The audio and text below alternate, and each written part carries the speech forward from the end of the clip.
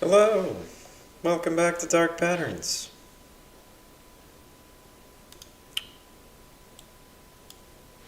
Happy everybody can join me here again. Ready for another lovely and thoughtful discussion. Thought we had a good one last time. Lots of converts, lots of people moving back and forth. Although I definitely found it a little bit ironic that most of the people ended up converting more people to the other side when they made compelling points than to their own. But you can't lose score for something like that. You'll still do pretty well if you manage to argue against yourself, which is probably not the way I should have set it up, because it's kind of the opposite of what the point of the class is. If you go out into the real world and constantly shoot yourself in the foot and convince management to do the opposite of what you said, well, that's kind of not meeting the goal as I intended. But, it is what it is, so we'll just continue to roll with that being worth a nice and valuable amount of score. So let's kind of recap where we were at last week before we move forward. We were talking about social contract theory and how it applies to dark patterns, because the internet, as you'll recall, this is at least my assertion, is largely governed by social contract. We'll go over that a couple more times, but there's certainly not a lot of civil authority there to speak of. So let's go back to what some of the philosophers we looked at last time thought. So first, social contracts form because people are broadly terrible. That was what most of the philosophers we looked at last time thought, that people are bad, and in their natural state they'll just sort of screw each other over and fight constantly and act greedily and all that kind of thing. And social contracts basically exist for people in close proximity to get along with one another. That's another idea that we saw. And pretty much all of them had in common that the natural state of man was eternal conflict. And prior to about the 1600s, this is probably the default worldview of most theologians and philosophers and scholars to various extents. And anybody that ran contrary to this opinion was definitely in the minority. So basically, if you believe this still, that people in their default state are going to be terrible to one another, that is perfectly fine. It's not an uncommon perspective today, but I encourage you to argue it. Which brings us to, in the spirit of mispronouncing every philosopher's name, Locke. John Locke is probably the most influential philosopher when it comes to our country, the United States. He is largely considered the founder of classical liberalism, which many would argue would be the philosophy that the United States was founded under. And in the context that he lived, is pretty important to determining what he thought, is that unlike Hobbes, who wrote during primarily the Civil War and when England was transitioning from monarchy to a partially parliamentary government, by the time Locke starts doing most of his work, England has a parliament and it's relatively stable. The man with the most British name ever, Oliver Cromwell, was relatively successful at establishing parliament and so on and so forth. So at this point, it's not crazy to say that, hey, maybe people should be governed by somebody other than the king. Also, at this point, America is starting to get kind of populated with European people. Obviously, there were already people here when the Europeans showed up, but at this point, there are a lot of English and other people in America. There's many colonies to speak of. And as far as Europe goes, it's never really peaceful in Europe, but hey, it's peaceful by European standards. Somebody argued that I said Hobbes right. I don't know how to say Hobbes, so it might be Hobbes. And in fact, it probably isn't Hobbes. Hobbes is the name of Calvin's tiger in Calvin and Hobbes. So back to what Locke thinks. Unlike Hobbes, who thinks that people are generally horrible to each other in their natural state, Locke actually believes pretty much the opposite. And he derives this from a pretty unique religious argument that is still one of the predominant religious arguments for this kind of thinking today. It's that, well, if man is God's property, so God created people and he generally likes people and created them in his image and so on and so forth, then harming other people is the same thing as harming God's property. If he didn't want people to live on earth and be free and do things and act according to their own thoughts and instincts and so on and so forth, then he wouldn't have put people on earth to do all those things. So Humans, in their natural state and according to the laws of nature, cannot harm each other's life, health, liberty, or possessions. Does that sound familiar? That's kind of a quote there. If it sounds familiar in either chat, let me know. Why do you think they changed it for the Constitution? It's fine if you know this little bit of historical trivia, but why did they change it from life, health, liberty, or possessions to the Constitution's text? What does it say there? It doesn't say that, does it? It says something slightly different. Okay, so if that's the natural law that's given to us by God, and that's the default state of most people, then in their natural state, people are generally peaceful. And Locke basically starts with families and small groups as the smallest unit of social organization, and he claims, which is pretty accurate, that families generally don't kill each other. So where's Hobbes' answer to that? You're not generally murdering your own family, so there you go, people are naturally peaceful there. And then you go on to small communities, well, little groups of tribes and such, they don't really kill each other, so okay, well, that's out the window too.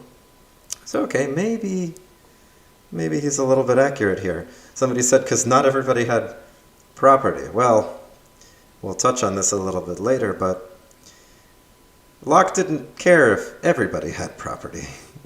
But Locke did think that you weren't allowed to take other people's possessions, that ownership and property were very important, in fact, fundamental to government and to social contracts.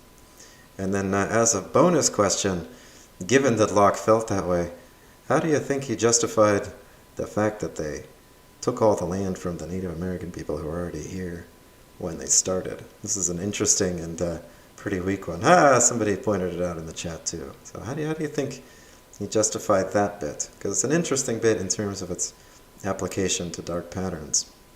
If everybody's supposed to be entitled to their property, everybody being equally created by God, so equally entitled to their owned property, how do we justify taking Native American property? Fun point. Probably the weakest part in his argument overall. But anyway, so people naturally are peaceful. In either chat, if you have an answer to that, I'll give it at the end of the slide if nobody does.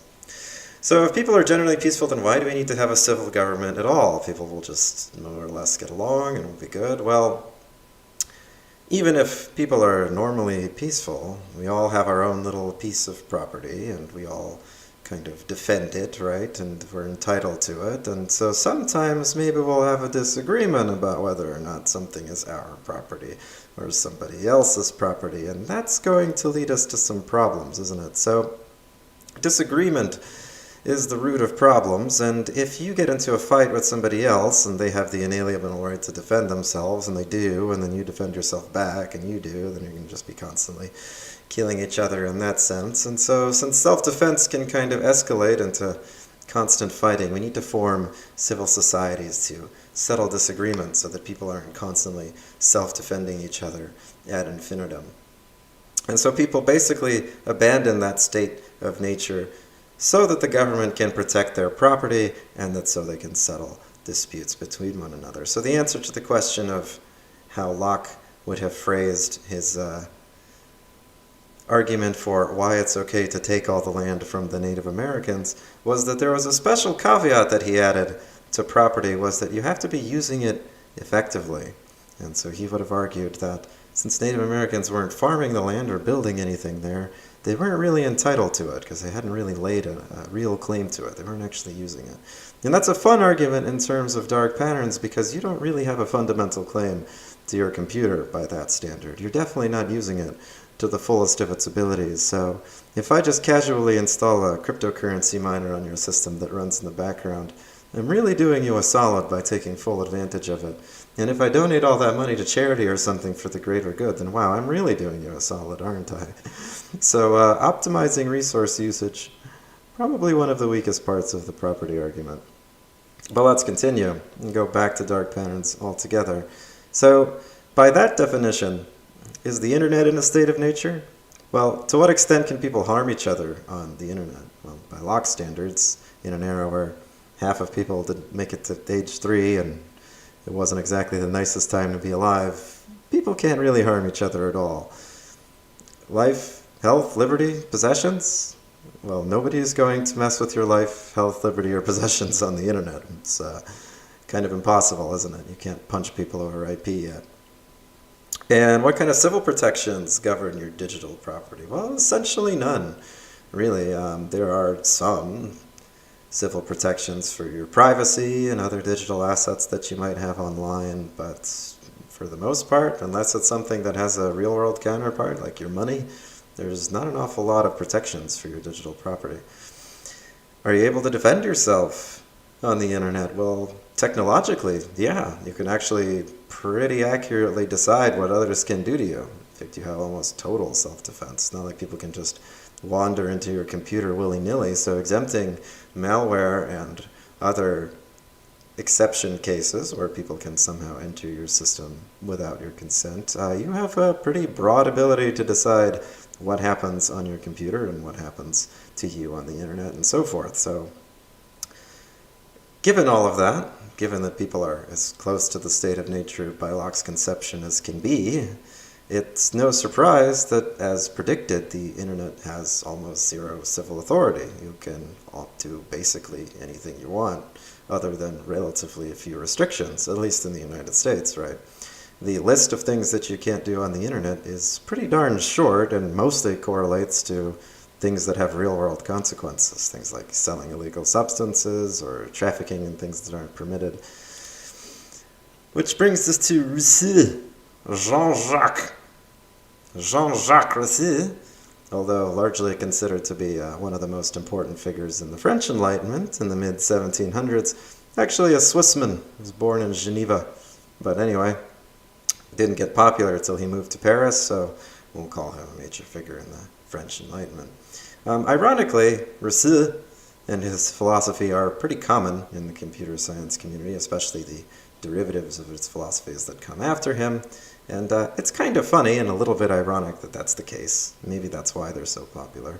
Although he's credited with the idea of the noble savage, he didn't actually use the term, and he never coined it. It was used way before him by others, but he definitely portrays it the best. And the argument is basically the opposite of what we see in arguments like Hobbes's, which is that people were great until all this society came and ruined everything.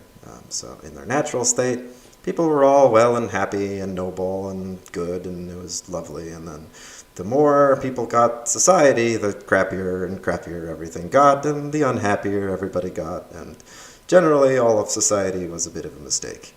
That's fundamentally the argument. So you can see why it's a little bit ironic that people who work with computers would subscribe to that ideology. And of course, that idea persists all throughout modernity. Hippie movement, Ted Kaczynski, you name it, it just keeps coming back, doesn't it? So that is a popular one. The argument kind of goes like this. Yes, Ted Kaczynski is in chat. The Industrial Revolution and its consequences have been a disaster for humanity. Perfect. Everybody knows the quote, or you should. Or maybe you shouldn't. I don't know. Anyway, so the argument kind of goes like this. When resources were abundant, the population was small, so there weren't a lot of people on Earth, and they were all spread out pretty thin.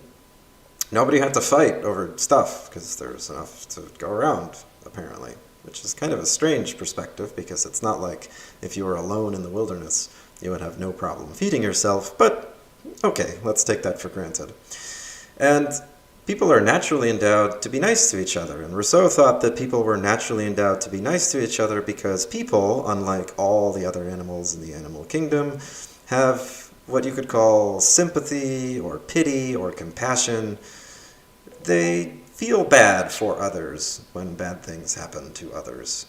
Okay, and so whether you want to call that pity or compassion or whatever you want to call it, that's kind of the source of people's niceness, as far as Rousseau thought. And so they don't fight each other without reason to fight one another. And maybe one of the weirdest things that Rousseau claims is that the natural state of man was solitary, that you basically are born a child, so he acknowledges the fact that you have to have parents. He doesn't think the stork delivers you fully formed.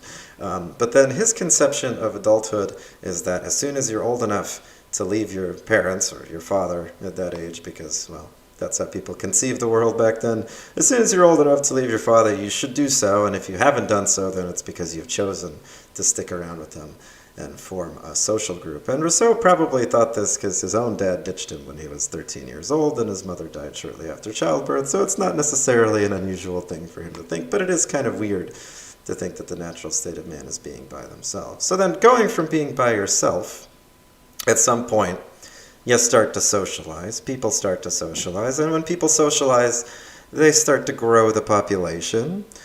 Also, when people socialize, even in units as small as families, they start to divide up labor. I'll do this, you do that, you're better at this than me, I'm better at that than you, so we'll split those tasks. Division of labor is efficient.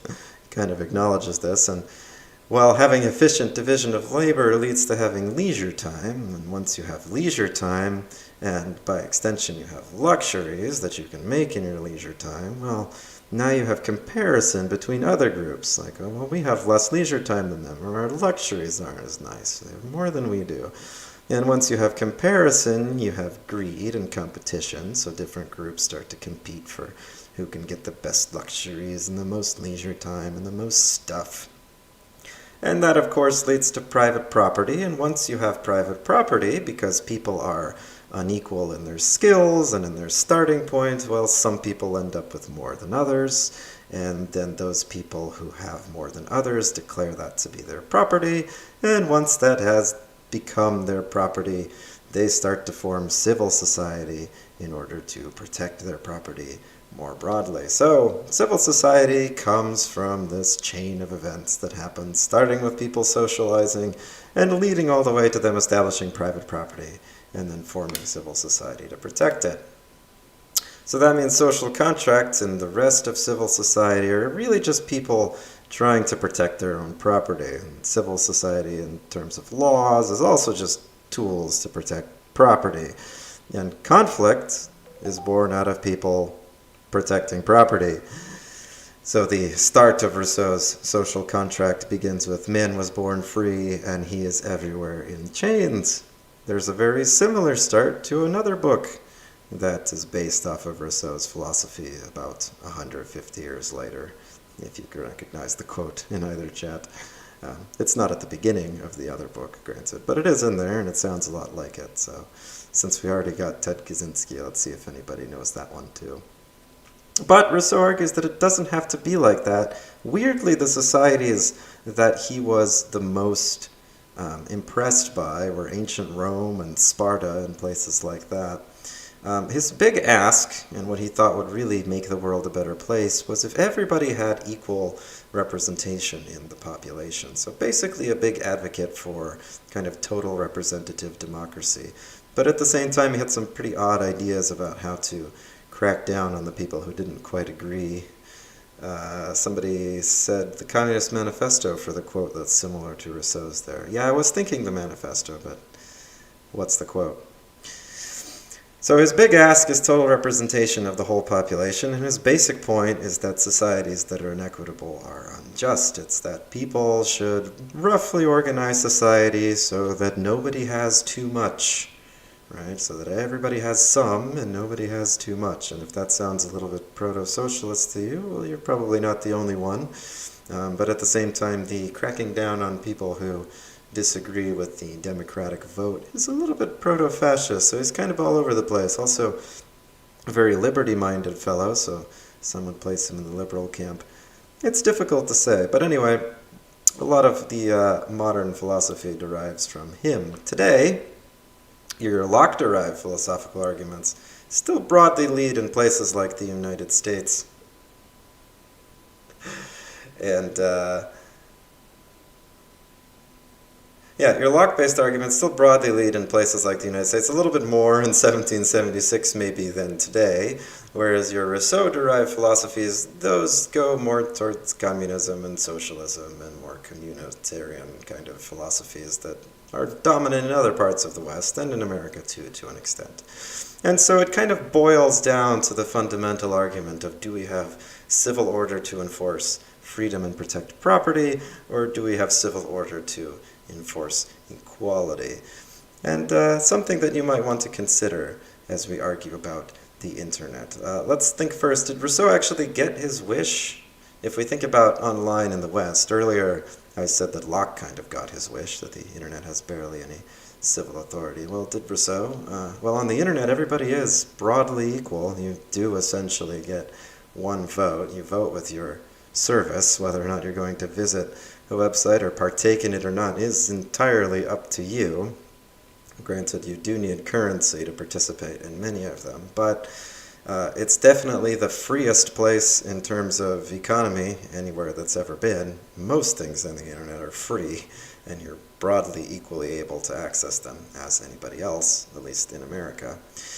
And everybody determines what they do online on their own. So Rousseau's conception of liberty would be that you are able to do what you want to do, and you don't impose your will onto anybody else. It's a pretty common conception of liberty in those early liberal-minded philosophies, and well, that's pretty true of the internet, isn't it? And like we said earlier, there's barely any civil authority on there.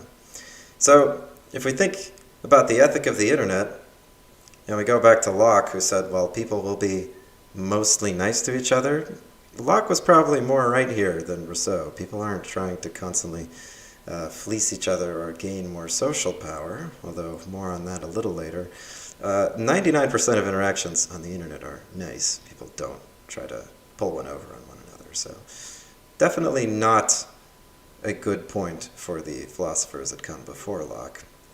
Do people argue primarily over property? Well, there isn't really any property on the internet to speak of, and yet people still argue, but mostly over nonsense on Twitter. So both of them are kind of wrong in the sense that disputes do not necessarily have to be driven by property, although basically the only time that the internet is restrained by civil authority is when property comes into play. So that is something to keep in mind. And Rousseau says that comparison leads to greed.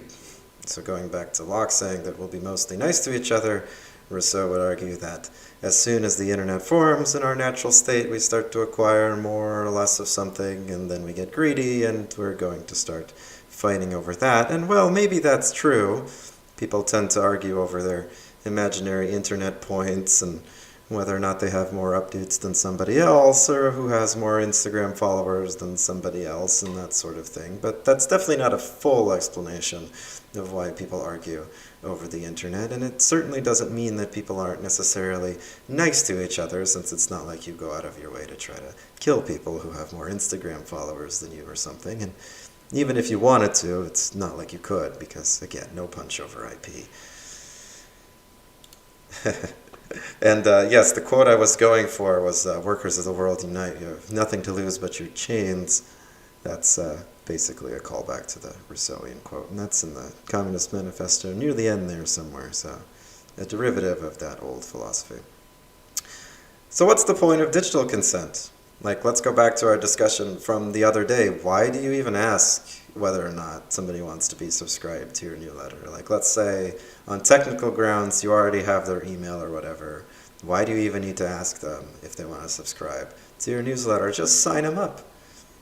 Well, one of the reasons that you might ask is because you would ask somebody if that was a similar situation in real life. So if you were asking somebody to sign up for your real-life newsletter, well, you would probably get their consent because that's the nice thing to do in an interpersonal interaction.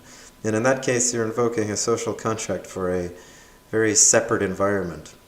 Okay, maybe civil authority says so, but they don't really enforce much on the internet. Remember, nobody cares if you sign a bunch of people up for your newsletter without their consent. The odds of you being prosecuted for that are essentially zero, unless you're a mega conglomerate with international reach and you've done it to literally billions of people. So maybe you do it because it's the right thing to do, in which case I would ask you to argue why is it the right thing to do to get somebody's affirmative consent before you sign them up for their newsletter or something. Maybe you just do it because it's good for business. So maybe argue why you think it's good for business. Last time we talked about continuing consent, and if you'll remember what Aristotle said, because he was a little obsessed with contracts, he would say that no good contract can be ever changing. That's why the social contract can't be a real contract, because it's changing all the time. So of course, all of your contracts and all of your agreements with the software you use, those aren't really good contracts, and I think it's true that we acknowledge that they're not very good contracts, and if somebody had ever tried to hold us legally to something that was inside of a software contract, like let's say they wrote into the fine print of the terms of continuing consent that they're going to charge you, I don't know, $500 6 months from now, and since you didn't read it, they just did that, that probably wouldn't hold up very well. They probably wouldn't be able to do that. The civil authority would step in and refund everybody's money. So we kind of intuitively understand that software contracts aren't actually very good. So when we say, well, maybe there's no contracts for software, well, maybe there isn't. There's kind of this relatively limited scope of what we understand that we can consent to. And beyond that, I think most of us are pretty confident that if somebody tries to screw us over enough that it bleeds into our real world, the civil authority will step in and stop us from losing our money or time or whatever it is that they tried to weasel into the contract there. So another alternative is we could constantly require people to consent again to increases in price and so forth, and some people argued that this was annoying, and it is probably annoying, and some people argue that it was essential, and well, maybe it is essential. Why is it essential? So if that is the case, then we should probably have some rules for requiring new consent. So at a dollar price increase, do we really need to ask? We had a little discussion like that last week. Like, what's the minimum? When the price increase is substantial, that's when we need to ask. That's what somebody proposed. Well, what is substantial? Is it substantial for your user base? Is it substantial globally? Something to consider. But let's polish off our discussion about digital consent by trying to decide if default consent is even really avoidable. So the last couple of things that we're going to look at are sort of counterpoints to the first ones that we've looked at. The first thing I want you to think about is, what is the ideal level of consent in the digital world? Going back to those rules, what are the things that you should have to affirmatively consent to, and what things are okay to assume consent by default? What things are just part of the internet social contract? Why did you agree to follow the internet social contract? And why should everybody else follow it? Why should some things be the default and some things shouldn't? Should you have a choice as to whether or not you follow the internet social contract? And in terms of defending yourself, like Locke would have described, are technical solutions actually better than civil authority when people are able to completely defend themselves using technology? So when, for example, a company can't charge you money unless you affirmatively consent, and that means that there's no way to just beat you up and take your money, unless they somehow find you in real life and beat you up and take your money, there's effectively no way in the digital world for you to get robbed, in quotes. So does that mean technological solutions are just straight up better than civil authority, that you can actually prevent the kinds of things that lead to having to have real civil authority on the internet? All right, today's topics then, we got two. We're going to mostly talk about consent by inconvenience today, and if we kind of run out on the discussion, we'll go into consent by constant bothering. And you'll see that these two things are kind of related, at least in my mind, so that's why I tried to lump them together here. But we'll start with consent by inconvenience as the bulk of our argument. So consent by inconvenience is probably best represented by shrink-wrap agreements. Most of you are probably too young to really remember shrink-wrap agreements, but in the era before software could be sold digitally over the internet, because not everybody had internet, and if you had internet, not everybody had the speed you needed to download software reliably, or you had to pay per usage, etc. In the days back then, you had to go to the physical store to buy your software on a disk. The disk probably came inside of a box, and the box was covered in shrink-wrap, or the disk was covered in shrink-wrap, hence the term shrink-wrap agreement. So your process went like this. You went to the store to buy the software, you paid, you took it home, you unwrapped it. Now you can see the terms of service because they're on the disk, either digitally on the disk or literally inside of the shrink-wrap. So let's say at that point you didn't consent. Well, what are you going to do? Drive back? Return it? Good luck. First of all, you unwrapped it, so you're not even going to get a refund. You've opened it as far as the physical store is concerned. You can appeal for a refund to the manufacturer, but really, good luck. You're going to refund your Adobe Photoshop straight to Adobe. They're probably just going to laugh at you. So at that point, the convenient thing to do is just bite the bullet. And this is basically just the sunk cost fallacy. Once people have paid, they'll put up with a lot of bullshit. You kind of expect the opposite intuitively. You expect that when people pay, they hold things to a higher standard. But I think we all know that people like to justify their purchases, and nobody wants to feel like an idiot. So once you've made a purchase, regardless of how stupid the terms are and how draconian and what kind of Ask Jeeves toolbar it forces you to install on the shrink-wrap disk, you might be upset, but you're probably still going to do it. And this also means that you can start off having good software with good terms, and then incrementally make the terms worse, and you're more likely to have a larger user base than if you just started with the crappy terms up front. So you could sell your software under a shrink wrap of forms by starting off being convenient and user-friendly, and then gradually making it crappier and crappier, if that's to your business or financial benefit for whatever reason. Another thing that you can do to make consent, or lack thereof, inconvenient is to make withdrawing consent very annoying. So on one end you have the make rejecting annoying, but then on the other hand you also have make withdrawing consent inconvenient or annoying. And this was something that people insinuated a lot in our previous discussions. A common application for applications that like to take advantage of this inconvenience dark pattern is to make whatever it is that they want you to do opt-in by default. It goes back to the question of why even ask? Well, let's not ask. Let's just make it opt-in. And if you're one of the 1% of people that actually care, well, of course you can opt out. But opting out is usually hard, and in its most pernicious forms, they make it very, very hard. Maybe you have to go through multiple levels of forms or check multiple boxes. So most people aren't going to bother to opt out. And in a situation where people would have had the choice to opt in at the beginning, you might only see maybe 70%, maybe 50% of something people opt in, not very many. But in a situation where you make opt-in the default and then ask people to opt out, you go way down to like 1 or 2% of people opting out. Once you make something opt-in by default, the vast majority of people are just going to go with the default, especially if opting out is non-trivial. So most people won't bother to opt out, and consent by inconvenience is achieved. Then our next dark pattern is consent by constant bothering, which has become really popular today, but wasn't really that much of a thing in software a while ago. In fact, it's kind of strange how well that it's caught on. But basically, consent by constant bothering is a form of social conditioning. And some of this is really just accidental because the internet has so much information in it. But let's say that 10 times a day I send you a notification and I ask you if I can do something, and the thing that I'm asking you to do is trivial and you don't mind. Well, you're probably going to click yes, because clicking yes is usually a condition of using the software, or at least the condition of getting the stupid notification box to disappear. And let's say I do this 10 times a day for a week, and then on the 11th time, a week later, I'm asking you for a very important thing that you actually might mind instead. At that point, are you even going to read the message? You've been conditioned to click yes every time. So you're probably just going to click yes without reading it.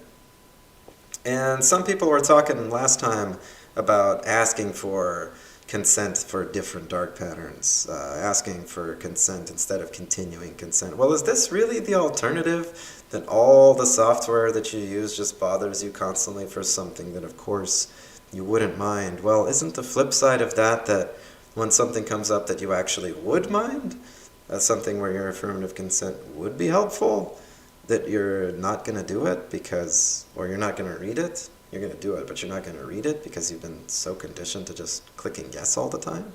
So is getting bombarded nonstop with notifications really just another way to defeat your consent?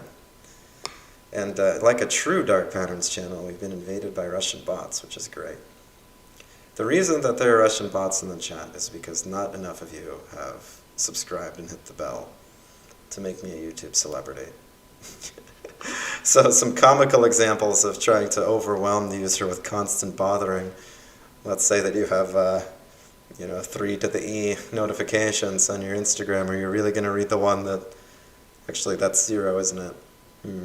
Anyway, if you have 1.1 billion to the 4th notifications on your app store, you're really going to read the one that updates the terms of service? Probably not. You're just going to try to get through them as quickly as you can.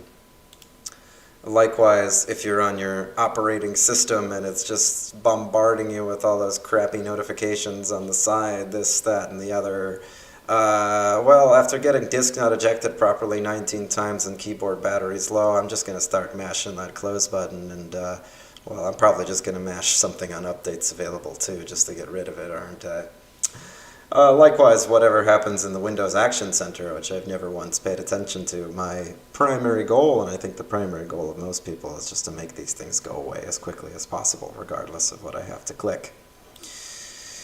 Which brings us to what is perhaps the stupidest law ever written by human beings, which is the European Union's law on third-party cookies. Which was essentially to implement this dark pattern not just on the level of one service, but on the level of an entire population and all the software on the internet that serves it. So the EU has done a wonderful job of conditioning the entire world to just hit the stupid cookies pop-up to make it go away as fast as humanly possible. And there are definitely many forms of this dark pattern. We looked at different ways to phrase your third-party cookie consent thing to kind of get people to accept it, making the reject button hidden and so forth.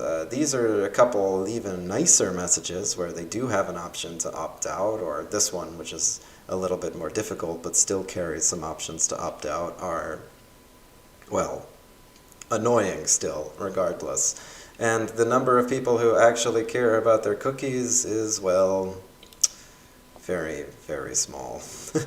And you can combine this with inconvenience by just constantly bothering people and then making the alternative really difficult. Since you have to deal with the cookies pop-up on every single stinking place you go on the internet, even if you have a philosophical objection to cookies and you actually don't want websites to use cookies on you, boy, is it difficult to opt out, because not every website has a standardized cookie window. Not all of them are nice as the one on the previous page. Most of them look more like this, where you can either accept and get out of here quick, or we can do this the slow way, which is no, let me choose, and then I'm going to have to click a series of checkboxes. Or even more obscure here, what do I do here to reject cookies? If you remember, the EU law means that you must be able to reject. So somewhere in this modal is some kind of way for you to reject the cookies, and it probably involves you going to more and then clicking something else and then messing with some more checkbox.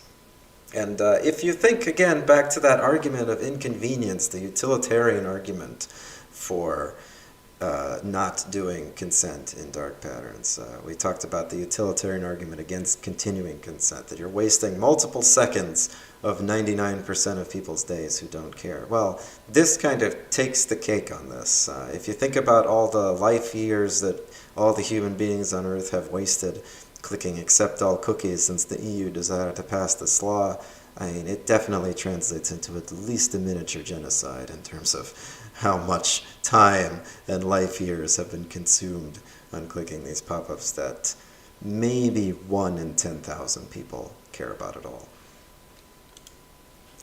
I've got some funny bots. Alright, so our inconvenience and bothering constantly, kind of two sides of the same coin. I'll leave that for you to decide in today's discussion. So let's go to stages now, and today we're going to focus on consent by inconvenience first, but you're welcome to bring up constant bothering if you feel like they are two sides of the same coin here, and don't forget to pick your role before you go to stages. So I will see you in Discord momentarily.